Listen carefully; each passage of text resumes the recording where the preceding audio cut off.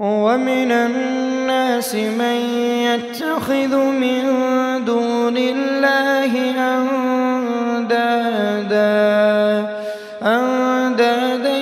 يحبونهم كحب الله والذين آمنوا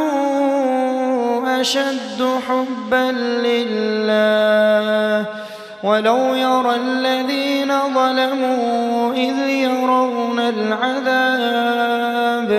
أن القوة لله جميعا وأن الله شديد العذاب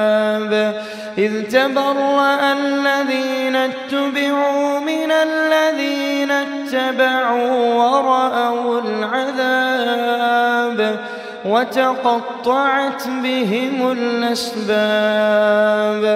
وقال الذين اتبعوا لو أن لنا كرة فنتبرأ منهم كما تبرأوا منا كذلك يريهم الله أعمالهم حسرات عليهم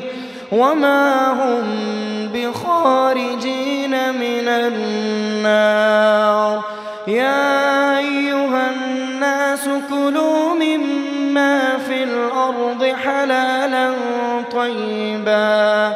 ولا تتبعوا خطوات الشيطان إنه لكم عدو مبين إنما يأمركم بالسوء والفحشاء وأن تقولوا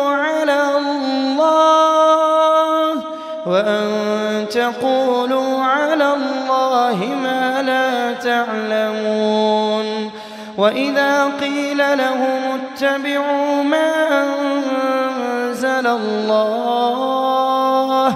قالوا بل نتبع ما ألفينا عليه آباءنا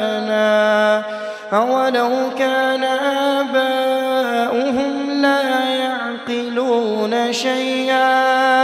لا يعقلون شيئا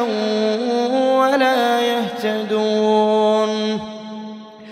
ومثل الذين كفروا كمثل الذي ينعق بما لا يسمع إلا دعاء ونداء صم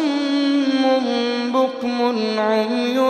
فهم لا يعقلون يا أيها الذين آمنوا كلوا من طيبات ما رزقناكم